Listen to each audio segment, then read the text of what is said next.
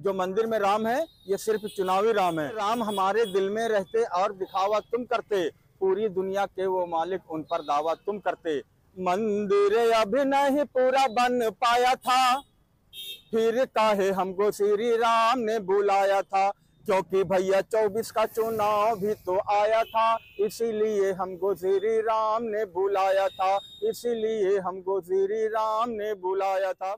मिल्कीपुर उपचुनाव इस वक्त प्रदेश ही नहीं पूरे देश का मुद्दा बना हुआ है।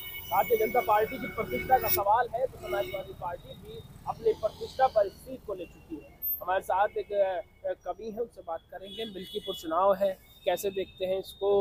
आखिर भारतीय जनता पार्टी के वहाँ राम मंदिर भी बनाया गया है, तमाम तरीके से इसे बनाने की कोशिशें की जाएंगी, कैसे देखते हैं इसको? मंदिर बना है, अच्छी बात है, लेकिन अभी आपने देखा कि किस प्रकार से, मैं मिल्कीपुर पे ही आऊँगा, आपने देखा कि किस प्रकार से वहाँ के साधु संत रो रहे थे और मोदी जी ने अधूरे मंदिर में हमारे आराध्य श्री रामचंद्र जी को बैठा दिया। ये सिर्फ चुनावी राम है, जो मंदिर में राम है ये सिर्फ चुनावी राम है। अरे राम हमारे दिल में रहते और दिखावा तुम करते, पूरी दुनिया के वो मालिक उन पर दावा तुम करते।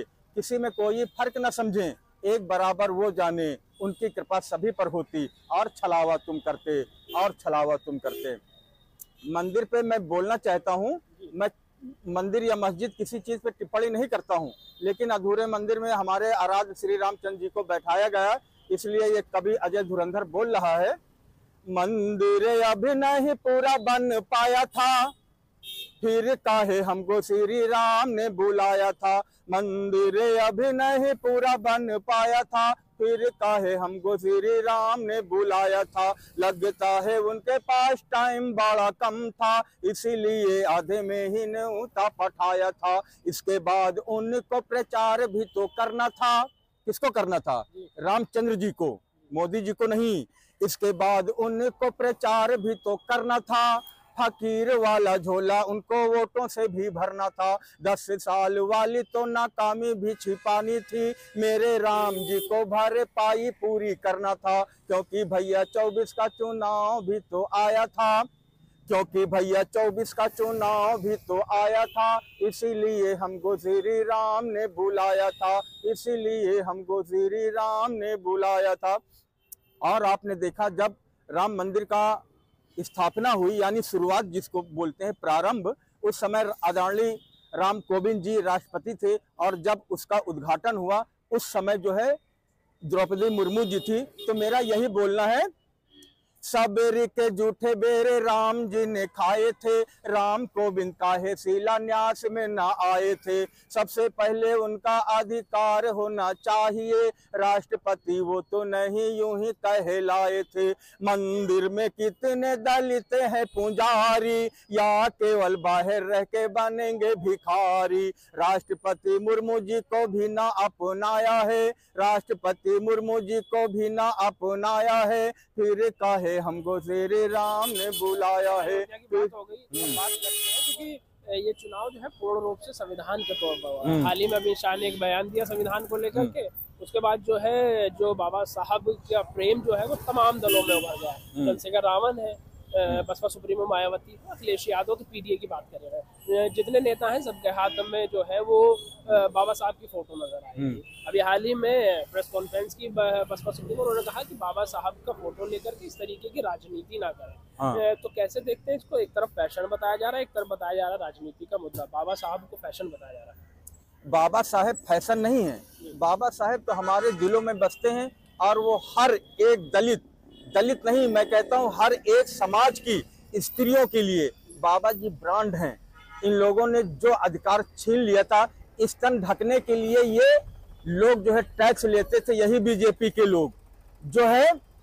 तो मेरा ये कहना है, बाबा भीमराव तो 24 कैरेट सोना जैसन, बाबा भीमराव तो 24 कैरेट सोना जैसन। अरे बाबा मेरे ब्रांड देश के नहीं है फैशन, अरे बाबा मेरे ब्रांड देश के नहीं है फैशन, बाबा भीमराव तो 24 कैरेट सोना जैसन। और मैं कहना चाहता हूँ, संघर्ष किया है बाबा जी ने तो पहचान मिली है दलितों को। बाबा जी ने लड़ी लड़ाई तो शान मिली है दलितों को। बाबा संघर्ष किया है बाबा जी ने तो पहचान मिली है दलितों को। बाबा जी ने लड़ी लड़ाई तो शान मिली है दलितों को। बाबा जी का आरक्षण हमसे छीन लिया उसने। 10 साल से जीएसटी की लगान मिली है दलितों को। 10 साल से जीएसटी की लगान मिली है दलितों को। अच्छा, अयोध्या को लेकर कह देते हैं मिल्कीपुर में, क्योंकि अवधेश प्रसाद लोकसभा चुनाव के बाद एक तरीके से सबके मॉडल हो गए हैं। उन्हें लोकसभा स्पीकर की कुर्सी पे भी बिठाया जाता है। अखिलेश कहीं जाते हैं तो अवधेश का हाथ हाथ में होता है। राहुल गांधी कहीं जाते हैं तो अवधेश सबसे आगे होते हैं। पासी की लड़ाई आरक्षित सीट है, तो कैसे देखते हैं? क्योंकि अब जो है भारतीय जनता पार्टी ने भी एक चंद्रभान पासवान उतारा है, तो पासवान वर्सेस पासी की लड़ाई है। अवधेश प्रसाद कहते हैं कि कितने ही मंत्री आ जाओ, कितने ही मुख्यमंत्री आ जाओ, शायद खुद प्रधानमंत्री आ जाओ, लेकिन ये सीट जो है हम किसी को जीतने नहीं देंगे, सपा के खाते में जाएगी। तो कैसे देखते हैं? क्योंकि योगी आदित्यनाथ की भी प्रतिष्ठा का सवाल है। अगर जीत गए तो आप लोग कहेंगे ईवीएम हैक कर ली, प्रशासन के दम पर जीत लिया। कैसे देखते हैं? आपकी सारी बातों का जवाब मैं सिर्फ एक शेर में देना चाहता हूँ कि 1 साल से योगी जी 10 बार जा चुके हैं, 10 बार 12 बार ऐसे ही, और उनके मंत्री 20-20, 30-30 सब वहाँ पे डेरा डाले। मैं मिल्कीपुर में ही था। तो कहना है कि होश उड़े हैं अब तो इनके इंडिया के गठबंधन से, और मंदिर का घंटा बजा रहे और माथा सोहे चंदन से। होश उड़े हैं अब तो इनके इंडिया के गठबंधन से, मंदिर का घंटा बजा रहे और माथा सोहे चंदन से। लूटा सबको बहुत है इतना, जनता वोट नहीं देगी। अल्लाह से फरियाद करो या अर्ज करो रघुनंदन से, या अर्ज करो रघुनंदन से। और कहना है कि जिस प्रकार से आपने देखा कि सीएम और ये जो है मंत्री लोग जा रहे हैं वहां पे प्रचार करने, अभी हो सकता है मोदी और अमित शाह भी आ जाएं इतने, तो सीएम मंत्री सब है जाते, खर्चा सब सरकारी है। सीएम मंत्री सब है जाते, खर्चा सब सरकारी है।